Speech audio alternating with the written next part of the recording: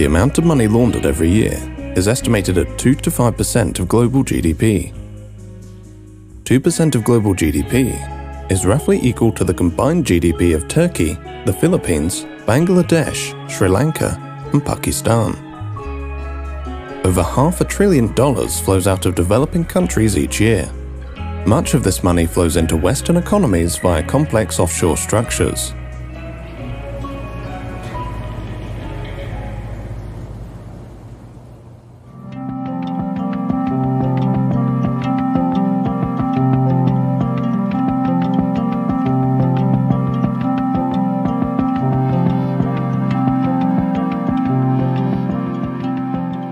In 1952, the future Kenyan president Jomo Kenyatta is imprisoned by the British colonial authorities. He becomes a symbol of Kenya's struggle for independence. Jomo Kenyatta is viewed as Kenya's father of independence, so to speak. He used to go by the name Johnston Kamau. He used to be a water meter reader in the colonial government's municipal council. He was also fairly well-spoken. I believe that's part of the reason why he was selected from amongst the political intelligentsia at the time. Upon his release from detention, the near-penniless Kenyatta becomes a close friend of the last British governor of Kenya, Malcolm MacDonald. In 1963, Kenyatta is elected as the first Prime Minister and later President of independent Kenya, while Malcolm MacDonald becomes the British High Commissioner. The government and civil service of the new country is comprised primarily of what the British called loyalists. Post-independence, Britain retains a number of military sites in Kenya. Today, Britain trains 6 infantry battalions in Kenya every year. 60 years after independence, the Kenyatta family is one of the wealthiest in Kenya. The Kenyatta family have vast investments in land across the country, right down to the coast, all the way up to the what was called the White Highlands. They own the biggest milk company in Kenya. They own one of Kenya's biggest banks. They have a chain of hotels. They're building a sub-city right now, just right outside the bounds of Nairobi City. There's always been an open question about how Jomo Kenyatta was able to become such a rich person. Just 1 or 2 years after becoming president, his salary at the time doesn't match the kind of wealth that he has. There have been memoirs written by, people from his administration that say that he essentially would, engage in land grabs of very, very prime pieces of land owned by members of the settler community, etc. A declassified CIA report noted that funds provided by foreign governments in order to pay for the redistribution of land from colonial settlers to landless Kenyans had allegedly been used by the Kenyattas and their associates to buy land for themselves. Today, the Kenyatta family are the biggest landowners in Kenya, holding over 500,000 acres of prime land across the country, while many former Kenyan freedom fighters and their families who fought specifically for the return of their land received nothing. Jomo Kenyatta passed away in 1978. His son, Uhuru Kenyatta, followed his father into politics. The country's president, Uhuru Kenyatta, was among the world's rich who were named this week in the Pandora Papers. According to the Pandora Papers, Kenya's president, Uhuru Kenyatta, and 6 members of his family have been linked to 13 offshore companies. And what was revealed is that the family had invested in offshore structures.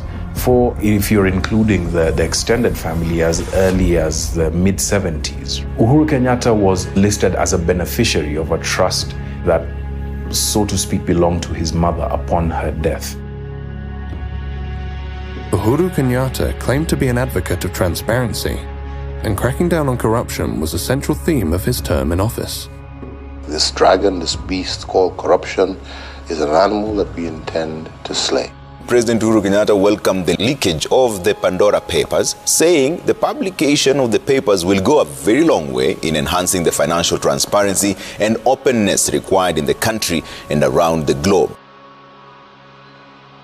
In Kenya, 2/3 of the population live in poverty, on less than $3.20 per day. 70% of Kenyan families are chronically vulnerable due to poor nutrition, food insecurity, and preventable diseases. Kenyan law requires the president to provide a list of financial interests to the Ministry of Finance each year. What we own, what we have, is open to the public, and we declare every year. And I've always said, if there is an instance where somebody can say that what we have done or obtained has not been legitimate, say so. We are ready to face any court. He said that he's made his wealth declarations, but we've never seen them. Secondly, families of politically exposed persons don't have to declare their wealth. Between the year that he got in 2013 and today, those have been very good years for the Kenyatta's wealth.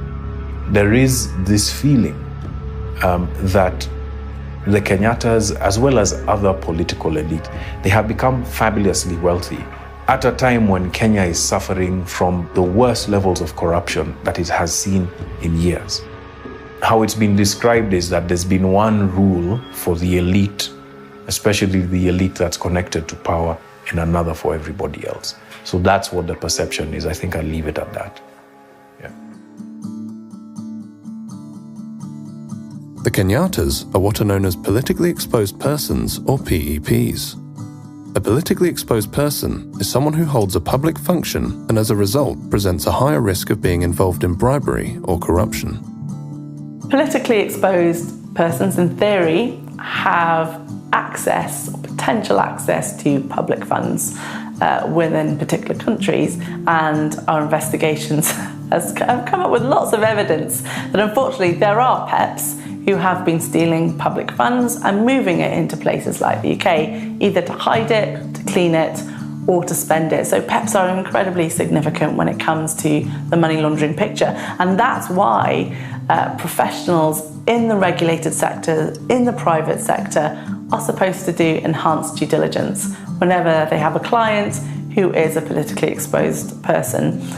Unfortunately, there are multiple cases that we have found where that clearly hasn't happened. I could think of one, former political official who was accused of embezzling a lot of money. This was splashed all over the internet. Within the 5 years following that, this person was able to open several UK bank accounts, took out a few mortgages on UK houses, opened a UK company. Can you share who that person was? Because of slap suits in the UK, which I'm sure you're really aware of. We're very aware of them, unfortunately. I have to literally libel check everything I say, learn it like a script, and then say it, so I can't. Even if that is already in the public domain? Yeah. It's a big issue. Journalists like yourselves, NGOs like us, are often targeted by very expensive lawyers in London, unfortunately, who take on dubious clients and basically pursue NGOs, pursue journalists for daring to mention the corrupt dealings of these people.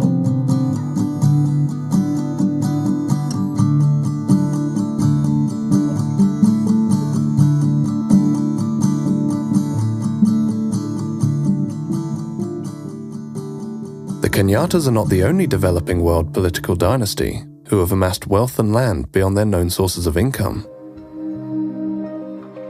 Since coming to power after the dissolution of the Soviet Union, the Aliyev family of Azerbaijan have accumulated a vast fortune and business empire.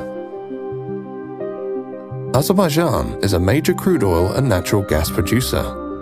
Fossil fuels are so abundant that surface oil deposits have burnt for centuries.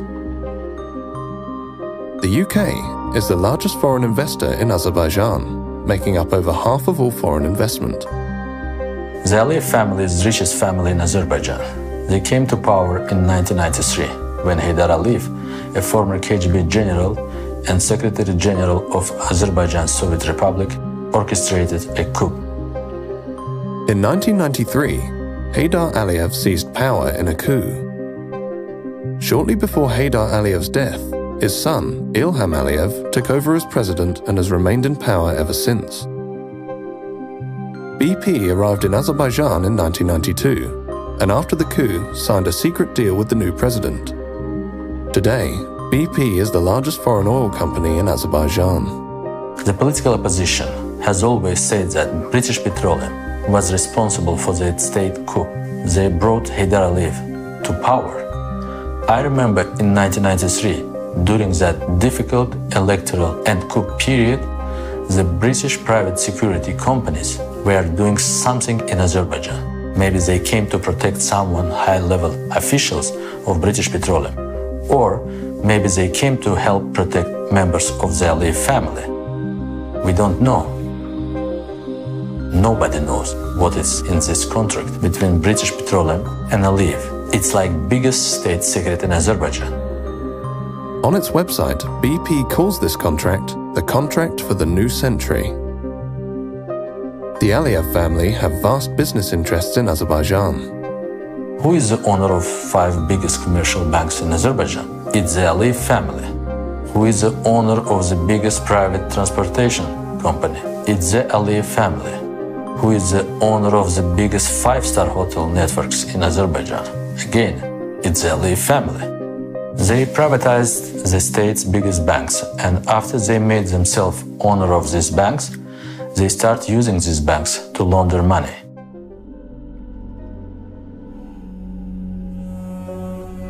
Heads of state and other major figures have deposited vast assets offshore. It's according to a review of nearly 12 million files from around the world. It's the latest report by the International Consortium of Investigative Journalists. The Pandora Papers expose a London property empire worth nearly $700 million amassed by the ruling family of Azerbaijan. So one of the properties that we looked at was on Conduit Street in central London. This property was bought in 2009 by a company owned by one of the associates of the presidency of Azerbaijan. And then this property was basically sold shortly after that to the daughter, who was 19 at the time, Arzu Aliyeva, and eventually it was sold to the Crown Estate, which is, owned by Queen Elizabeth II. The Aliyevs made a profit of £31 million. There was another property in Mayfair, Maddox Street, which was transferred to Heydar Aliyev. He was the 11-year-old son of the president of Azerbaijan. So, overnight, the tenants started paying their rent to an 11-year-old boy. In Kensington, there was a cluster of properties in one development called Thornwood Gardens. Over here in Holborn, there was a hotel. When the Italian newspaper La Repubblica asked Ilham Aliyev about the Pandora Papers' revelations, he replied, "Some forces in the West try to use these kind of insinuations or half-truths in order to discredit the image of Azerbaijan and undermine Azerbaijan's position. They want to accuse us. They want to subordinate us. They want to impose their will on us. And I say, no. I will defend Azerbaijan, its sovereignty, its independence, its choice until the end of my life. And all these kind of dirty stories mean nothing to me and to the people of Azerbaijan."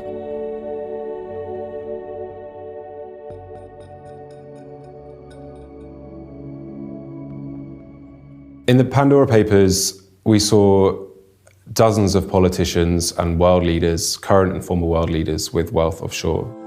Offshore service providers are supposed to conduct enhanced due diligence and really scrutinize the sources of wealth of the politically connected people that they provide services to. The Pandora Papers revealed that offshore service providers did not conduct sufficient due diligence on their politically exposed clients. There was some light Googling, running names through risk databases and things like that. The people conducting these checks are really doing checks to be seen to be doing checks. At the moment, it's very hard to pursue large banks and big firms for money laundering offences because we do not have a failure to prevent money laundering offence within UK law, which Transparency International very much believes we should have. Our research identified 582 UK individuals and firms who were involved in major money laundering cases. We have people who will turn a blind eye to anything they may discover, proceed anyway, and those who maybe don't do enhanced due diligence when they should. You will find individuals and firms they will actually deliberately go out to try and get the services of those who are potentially involved in corruption and criminality, because it's big business, it's big money.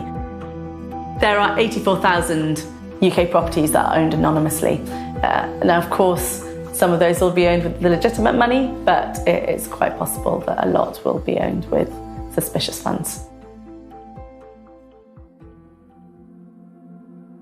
Baku, the capital of Azerbaijan, is an unusual place. It is not just the prevalence of stray cats that make it unusual, because even more prevalent than cats are police and security officials. There is a security official on every street, on every corner, even underneath bridges. Ornate parks of marble and sandstone are scattered throughout the city. Only in the suburbs and on the edges of Baku is the fairy tale confronted by reality. In 2005, Azerbaijan signed the UN Convention Against Corruption. One of the requirements of that treaty was to implement financial declaration for all state officials. Parliament ratified that treaty. Yet, until today, 17 years later, nobody is declaring their wealth. The first journalist who exposed the huge corruption in the government was killed at the front door of his house. After that, we saw that all journalists who spoke about stolen assets, they have a problem. They are put in jail. Their lives become extremely difficult. They are prosecuted, they are blackmailed with private family issues.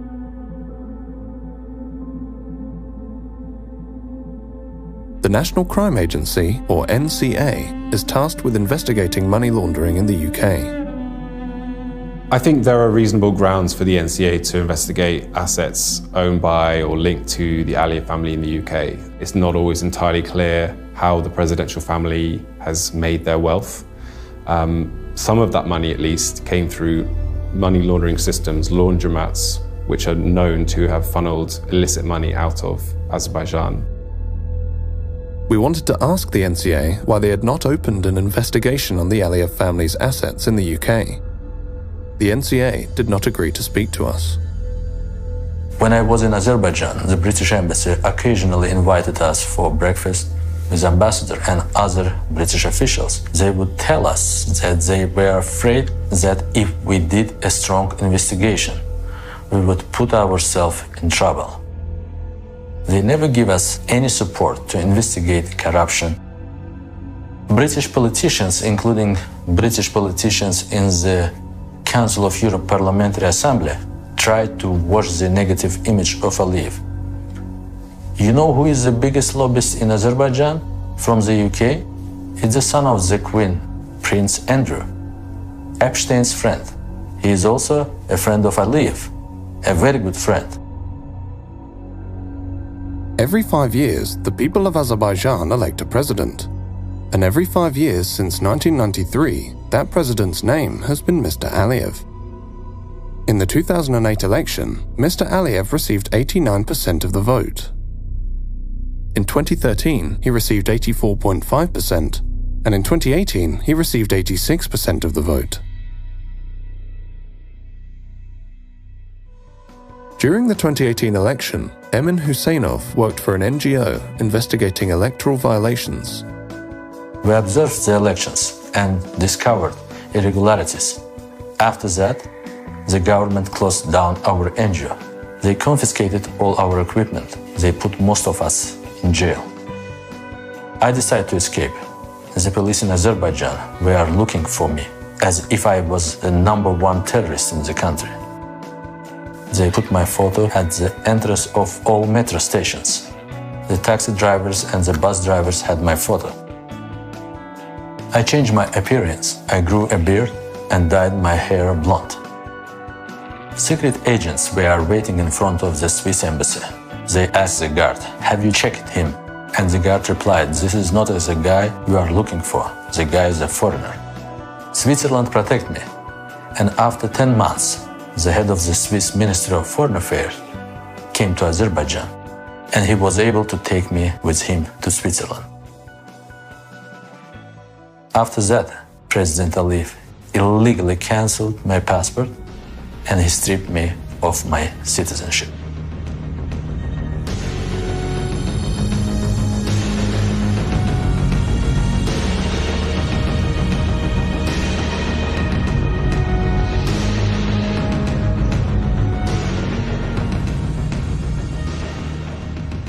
The Aliyev family's love of London property and use of offshore financial secrecy to hide their wealth is mirrored by another political dynasty of the developing world, the Sharifs of Pakistan.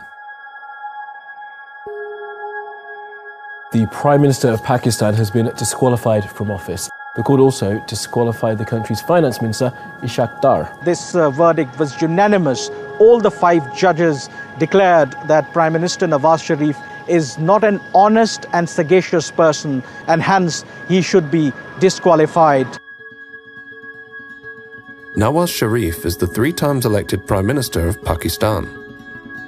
During his premiership in the 90s, Nawaz Sharif privatized many state-owned industries.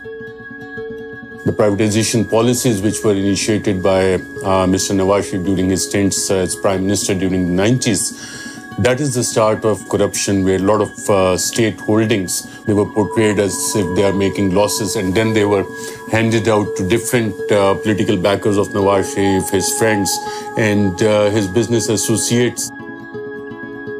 The government of Nawaz Sharif then passed a law that the tax authorities in Pakistan could not question the origin of money that entered Pakistan from abroad. One thing which we need to remember, and this is very, very important. When you're in the power, you can make laws according to your will. You can actually manipulate the system. You can bribe the people. You can get cuts from wherever you want. And this is what the Sharifs has been doing. And this is what they've been accused over the years. It's a close-knit family affair.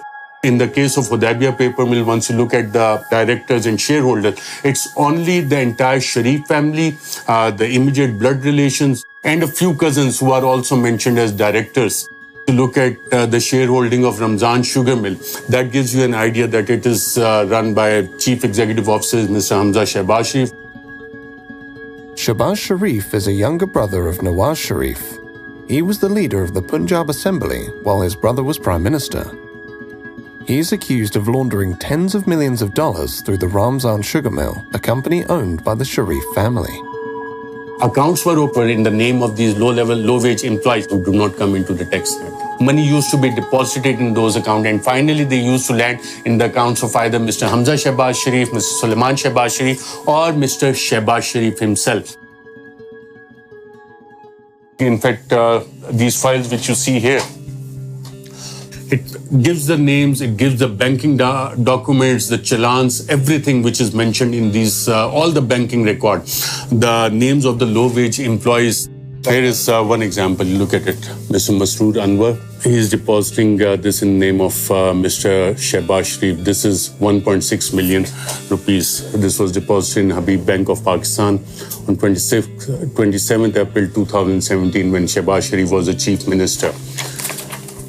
This is another deposit, 13th May 2016, in the name of Mia Muhammad Shehbaz Sharif, an amount of 6,52,451 rupees deposited in an account by Mr. Masroor Anwar. 1 crore and 90 lakh rupees being deposited in the account of Mr. Shehbaz Sharif by Masroor Anwar. Now, you might ask, who is Masroor Anwar? Masroor Anwar, according to this investigation by the Federal Investigation Agency, was a low-level employee of Sharif family. Your own family member is the finance minister and your other brother is the prime minister. So then entire banking chain was there to facilitate them. And I was talking to one of the sources in the investigation because once they investigated the bankers as to how it was happening under their nose and why they didn't stop all these activities, they said that people used to come with gunmen into the banks. And one of the female investigators said she was crying a banking official that what we could have done. The bank managers, they used to get a call from top executives in the bank. The banks themselves were part of this nexus of covering up the corruption of the Sharif family. The so-called Panama Papers contain allegations of money laundering and tax evasion, involving world leaders and where some of them are accused of hiding their money in many cases in an effort to avoid taxes. It was a surprise for the people in Pakistan because it came out internationally. It had much more credibility because previously over the years, the Sharif family had been using the ruse that all these allegations against them are politically motivated. Sharif's 3 children are named in the Panama Papers. His family owns properties in London through offshore accounts. Sharif's daughter denies owning the London properties. Documents from her allegedly date back to 2006 and show she is a trustee of the properties, not an owner. But those documents are written in a font called Calibri, which was not commercially available until 2007. If you look at 1992 and 93, this is a very important time. Mariam assets grew 21 times. And there's no justification for that. In a single year, you are not a business owner. There's no business under your name, but 21 times your assets are going up. In 1992, Mariam Nawaz turned 19 years old. After the Panama Papers revelations, Pakistan's investigative agencies probed the financial affairs of the Sharif family. The joint investigation team basically found out that Mr. Nawaz Sharif could not justify the assets he had made from known sources of income. That was one of the main charges. The matter was sent for criminal prosecution. In criminal prosecution, there was a trial which went on for almost a year. And in that trial, not even a single answer came from Mr. Sharif about the origin of his wealth or the explanation of those 4 Avonfield flats in London. Where is the money trail? That they have never been able to prove. The Sharif family is believed to be one of the wealthiest in Pakistan, but the origin of their wealth remains a mystery.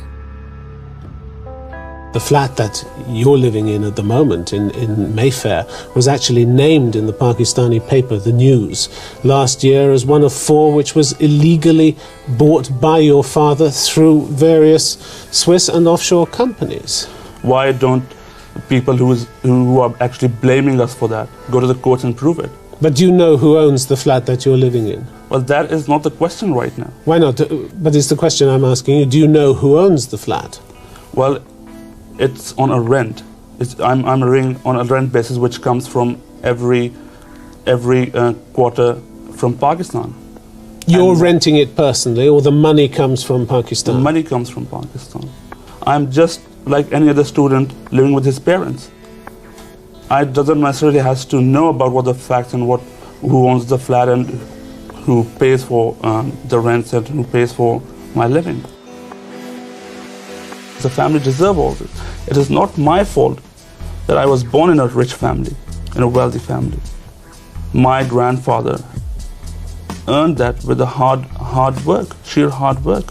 When you ask them that where you got this money from, they will start telling you the story of their late grandfather. At the time of independence, we came from India, we have businesses. Seriously speaking, there's no business in the world which has no money trail.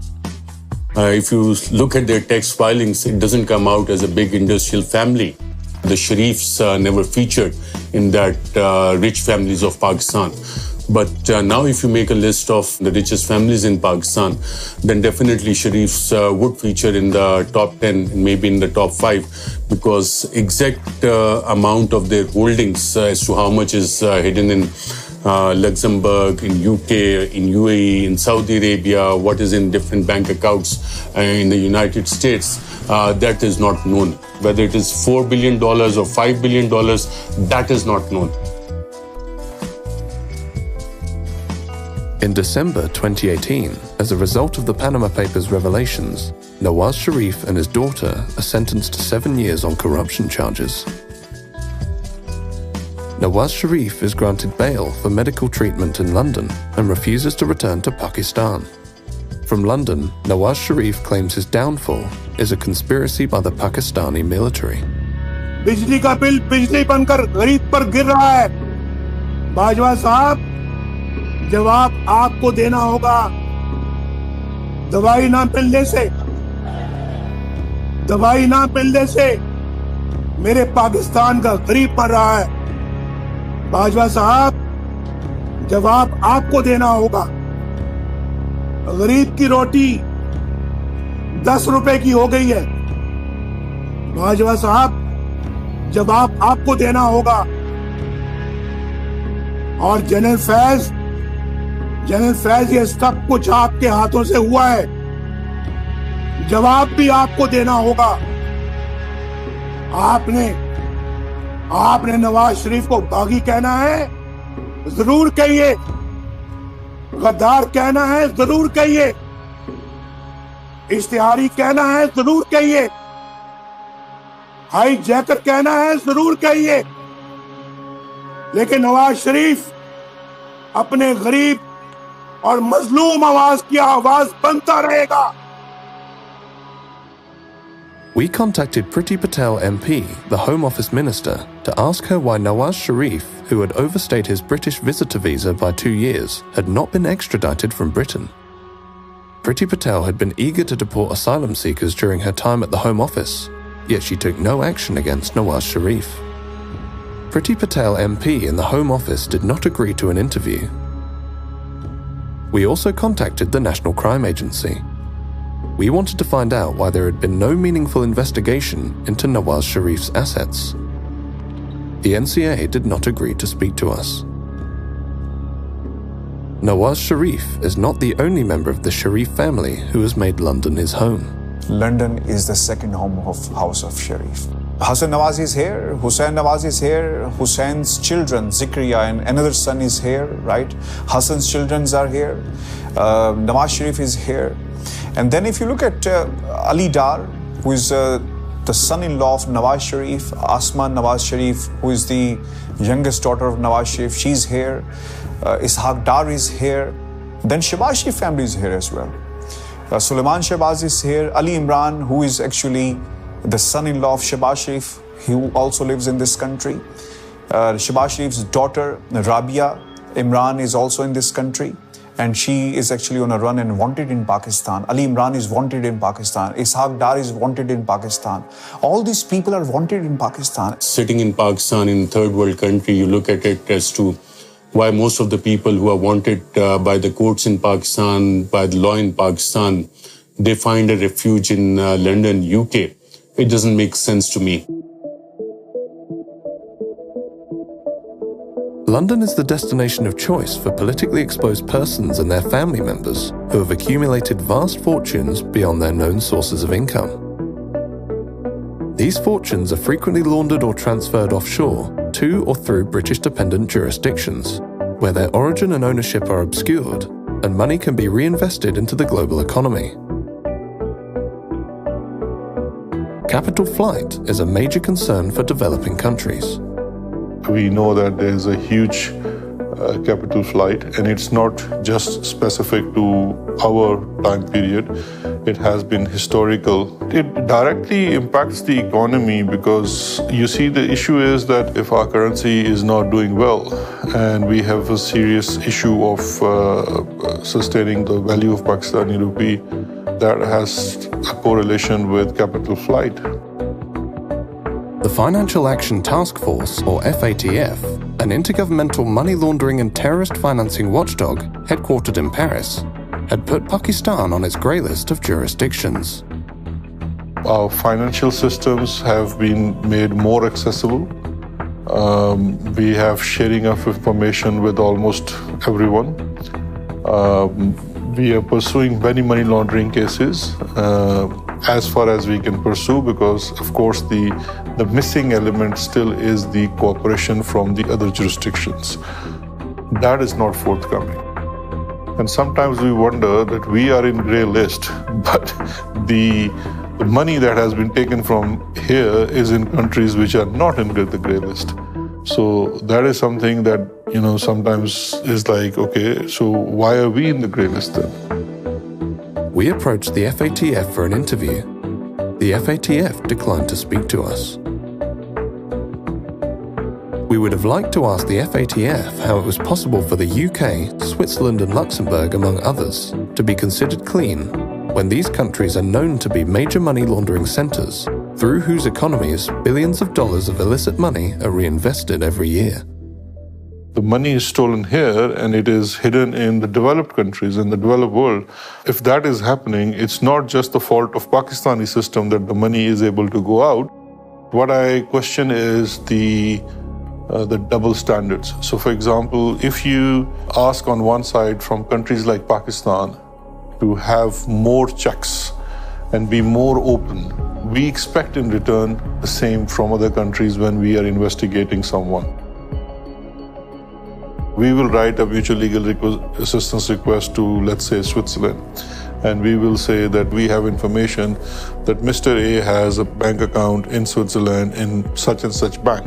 We don't know the branch, we don't know the account number, but he's definitely in the system and his identity, date of birth, everything is shared, and we will seek information. And maybe 1 year or 2 years after, we will receive certain questions from saying, can you identify the branch name, or can you give us the account number?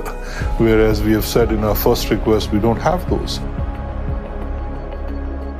When Pakistan Tehreek-e-Insaf government came into power, we formed an informal arrangement with the UK authorities called Justice and Accountability Initiative, and NCA also set up a small anti-corruption unit within NCA, which was to assist in Pakistan on its request.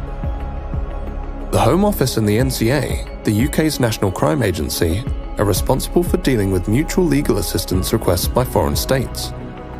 Pakistan filed numerous MLA requests in relation to the Sharif family's assets in London. The requests on Sharif families are taking a lot of time. It's taking way too long to take some simple actions like, for example, freezing of assets or investigating the assets or the activities in the UK when people are, facing charges or convicted of serious crime in Pakistan. Pakistan did its part. We did our investigation, we did our inquiry, but has there been any investigation on British side? We don't know. What about the Mayfair flats? What about the whole property portfolio of Hassan Nawaz that has come in Panama Papers? The impression that goes to people is that everyone who commits such crimes or who is involved in corruption ends up in London, living in Mayfair flats. The main issues for developing countries are Western countries. Unfortunately, here in the UK and other Western countries, we can be very good at pointing the finger elsewhere and saying, hey, look at all that corruption over there. But the reality is we are facilitating that corruption. We are complicit in the laundering of public funds because we have a ready-made system ready to go where corrupt individuals can hide, can spend, can clean their money. London and its role in the offshore world is that it's a money launderer's paradise. It's a money launderer's paradise or haven. It's a place where if you want to stash illicitly earned wealth, you can do so anonymously, and you can do so with relatively few checks and balances.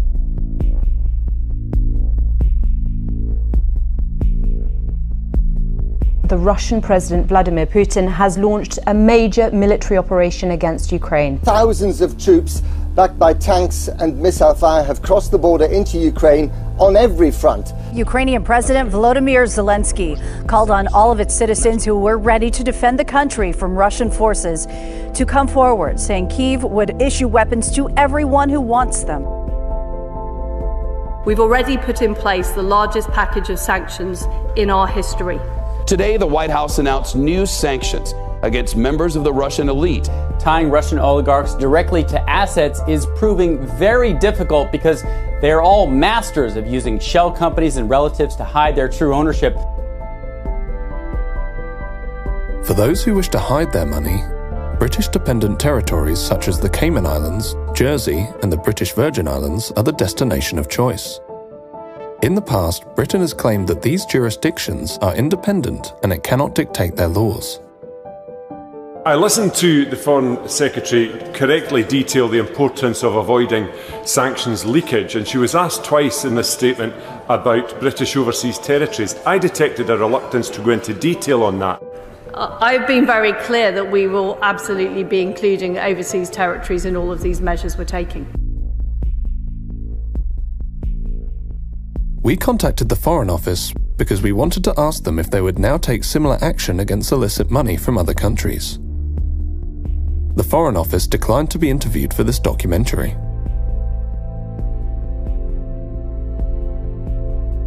In order to help it seize Russian assets, the UK passed the Economic Crime Act. The aim of the Act is to help law enforcement identify and seize illicit money in the UK. The recent Economic Crime Act basically passed into law that any trusts that are involved in the ownership network of a property now have to declare the beneficial ownership to HMRC. However, that trust register is not public, so we're not entirely sure what information is even on it, or whether that information is verified or how effective it is. Overseas trusts that own UK property will also have to register, well, under law will have to register there. I don't know how much that will be enforced in practice. It's hard to say. It's not really clear how exactly that's going to be implemented. And, you know, so for example, if we look at the register of persons with significant control over UK companies, a lot of people complied with that. A lot of companies complied with that, but a lot didn't. They declared what appeared to be potentially nominees. Now, the UK government has promised to reform Companies House. At the moment, Companies House is not empowered to check and verify the information that is submitted to it. It's quite possible to write down, like I said, Mickey Mouse or Donald Duck, not the real beneficial owner, and no one's really going to check that information. So when we look at setting up something similar for the property register, you know, we're likely to encounter the same kind of problems. How many of them are actually going to comply? And if they do, how do we know that that's the real, you know, the real beneficiary who owns that? How do we verify that? It's not hard to see why UK companies have become a vehicle of choice for corrupt actors, for money launderers to use to move and hide their wealth, because the enforcement is weak. We wanted to speak to the NCA about what they felt would help them tackle the issue of money laundering in the UK. The NCA did not agree to speak to us. The NCA is a department of the British Home Office. We were interested to find out if the NCA felt it could act outside of the ministry it forms a part of, or whether its prosecutions were directed by the interests of the government, rather than in the interests of the prosecution of crime. In February 2022, The Guardian newspaper reported that the former Conservative minister, Lord Foulkes, who attempted to introduce a public register of overseas property owners in 2017 and 2018, was approached by civil servants from 4 government departments who told him to drop the public register of overseas property owners. Lord Foulkes told the newspaper that it is a real irony that our reputation for protecting the rule of law is one of the things that attracts people who have very little regard for the rule of law themselves and come from countries which ignore it almost altogether. We approached the FATF, the National Crime Agency, the Foreign Office, John Glenn MP, the Economic Secretary to the Treasury, and Priti Patel MP in charge of the Home Office. None of these individuals and organisations agreed to take part in this documentary. But when we contacted Imran Khan, the then Prime Minister of Pakistan, Imran Khan agreed to our request for an interview. Hello, Mike. Nice to meet you. How are you? Very well, thank you. And you? Good, thanks. So you're not going to be in the gallery? No, we'll be out. So what is this? Sort of like a documentary? Yes. Or is it a question and answer? It's a documentary about individuals who've become very wealthy by being at the centre of power and currently have a lot of wealth in London, especially in property. Corruption is not just an issue for Pakistan. It is an issue for all the poor countries. In fact, I've come to this conclusion that countries are poor only because of corruption, and corruption of the elite. It's the corruption of the powerful that destroys a country, not the corruption of the weak. When I, as a prime minister, if I want to make money from my country, steal money and then send it abroad, I can only do it if I weaken the state institutions that would check my corruption. So the institutions get corrupt and they get weaker and they cannot stand in front of the powerful. The richer countries must come forward and treat money taken out of poor countries, money laundered out of poor countries, the same way as terror financing and as drug money.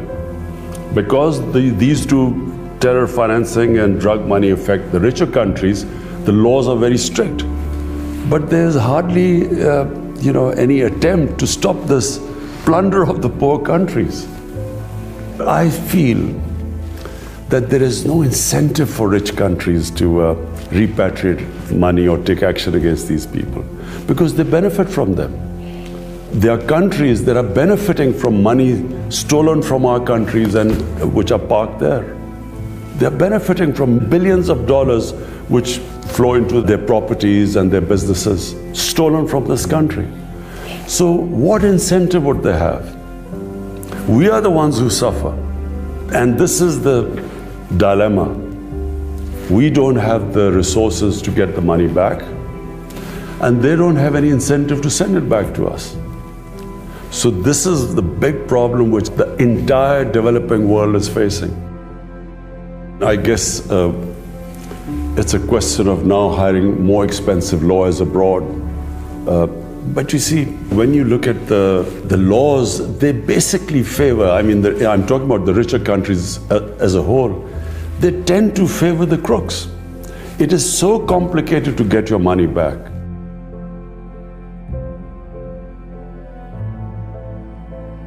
Imran Khan has raised this issue in almost every forum that the rich countries must take care of poor countries, and the care involves that the looted money that is now invested in the rich countries must be returned to the original countries. In Panama Papers, the properties of Sharifs are categorically mentioned, and all these properties are in the heart of London. And everyone, including the British government, knows that these properties are actually bought from laundered money. I think international politics play a big role here. So some countries, they say that what is ours and what is yours is also ours. So this is the case with British government right now.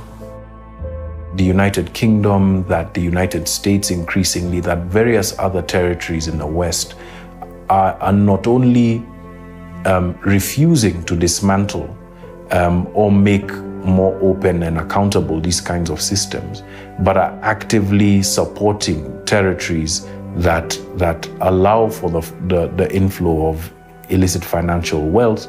And the world needs to be able to wake up to something like this. They'll shout about the Jeff Bezos and Elon Musks and Apples and all sorts of things, but they're eerily silent about the wealth that's being taken out and invested because it helps their countries. That's not right. We become victims twice, where when we are asking for our wealth to be returned, it becomes so difficult for us to have that happen. The Congolese still don't have the wealth from Mobutu Sese Seko's reign returned. The Nigerians still don't have wealth from Sani Abacha and many other people returned. I'd say the same probably of the Dos Santos regime. Countries that actively build these systems, actively finance these systems and protect them, don't do enough to be able to make them more open and accountable. That's just not right. Offshore leaks have revealed time and time again that politically exposed persons use secrecy jurisdictions to hide their wealth, launder their wealth, and reinvest that wealth back into the global economy. A large part of the international financial system and many of the major financial secrecy jurisdictions are controlled and regulated by Western interests. Imran Khan frequently spoke out against money laundering and offshore financial centers.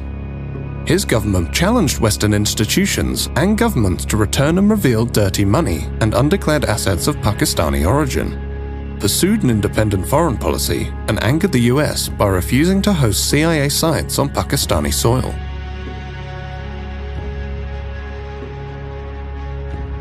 On the 7th of March 2022, the Pakistani ambassador to the US reported in a classified communique that Donald Lu, a senior State Department official, had informed him that Pakistan-US relations could improve only if Imran Khan was removed from power.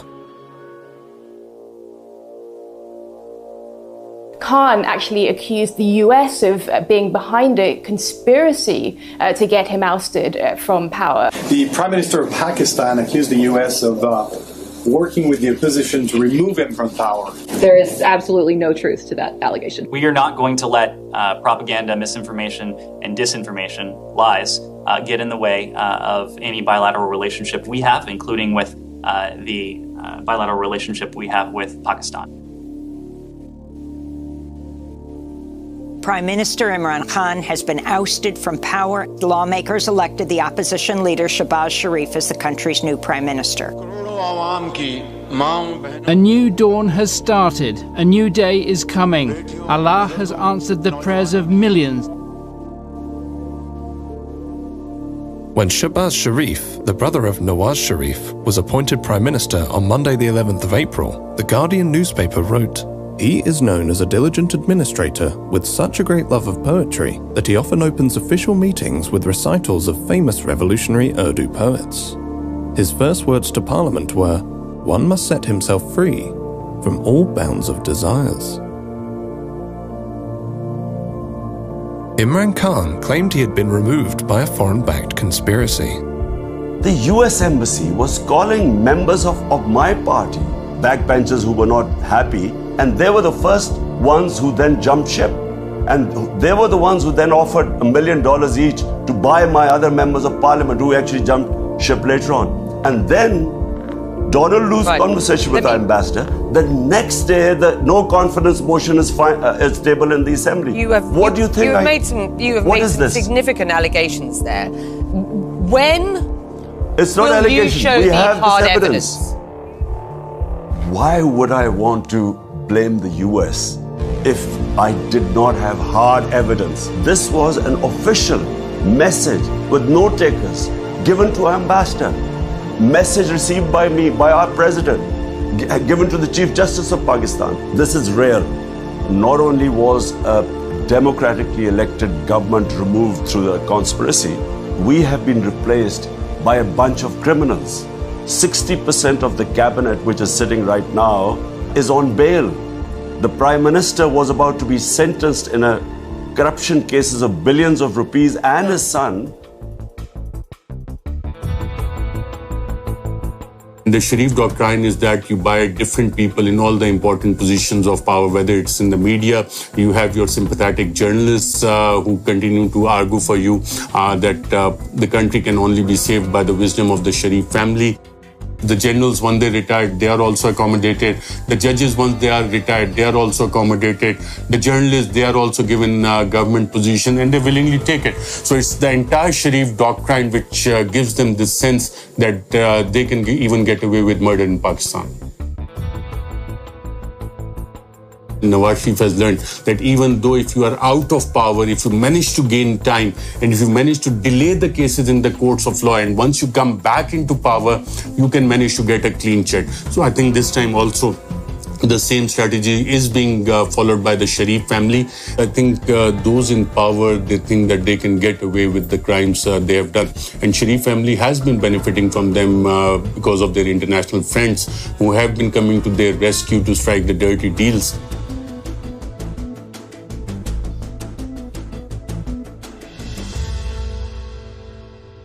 Someone once said that to accumulate wealth beyond one's wildest dreams, one must be close to the individuals who make the rules and who enforce those rules. When Shehbaz Sharif's coalition government was appointed, one of its first actions was to pass an amendment to restrict the power of the National Accountability Bureau, which had been in charge of investigating white-collar crime by public office holders. The amendment, which was passed in June 2022, was to take effect retrospectively. The amendment stipulated that the courts had to decide on the outcome of a case within 1 year, and stated that if sufficient evidence was not provided at the time of the arrest, the arresting officer could face 5 years in jail for the filing of a false reference. Dr. Mohammad Rizwan, the 47-year-old chief investigator who presided over the investigation against Shehbaz Sharif and his family in the Ramzan Sugar Mills case, died of a heart attack on the 9th of May 2022. Another investigator on the same case suffered a heart attack and remains in critical condition.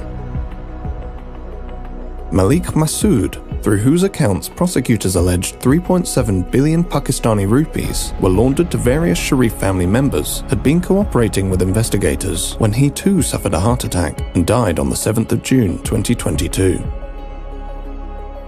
The 49-year-old had been a tea-boy at the Ramzan Sugar Mills, where he drew a salary of approximately $300 per annum for his work at the Sharif family-owned enterprise. According to the Wealth Report, London is the wealth capital of the world, beating New York to the top spot. London is the favoured playground of the world's politically exposed oligarchs and their family members. The Sharif family of Pakistan, the Aliyevs of Azerbaijan, the Kenyatas of Kenya, and many other current and former politically connected families who acquired vast fortunes beyond their known sources of income own billions of pounds of prime London property. London boasts the greatest diversity of international property investors, with people from 45 countries owning properties in London. British-dependent jurisdictions continue to offer financial secrecy and tax evasion services.